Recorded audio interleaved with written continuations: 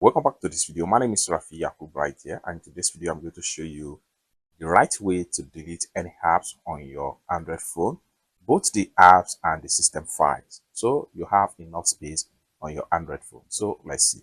But before we dive into the tutorial, if you find this tutorial useful and you are following new to this channel, remember click on that subscribe, turn on the notification bell for more useful tutorial like this. So with that being said, let's get started. Very first thing you want to do is to head over to a particular app that you would like to remove or to completely delete on your Android phone. Let's, for instance, this app VPN right here. I'm going to delete it. First thing for what we need to do is to simply click and hold down on the app. So I'm going to click and hold down, and then this is going to pump up. Next thing we need to do is to click on app info. Then it's going to take us right here. First thing for we need to go to storage and cache.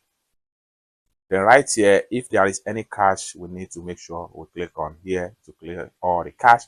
But at the time of making this video, there was no cache with this particular app, but we need to clear system file, which is storage data. So what we need to do is just click on clear storage. So delete app data. This app data, including files and settings, will be permanently deleted from this device. Simply click on delete. Then you save a lot of storage, internal storage space on your phone by doing so. Next thing we want to do is to simply go back, and finally we need to click on uninstall.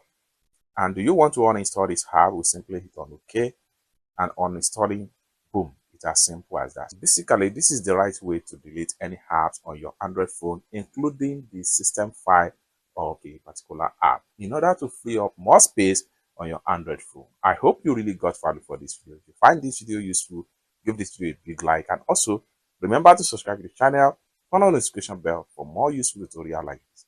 Thank you so much for watching, and I hope to see you in my next video. Bye for now.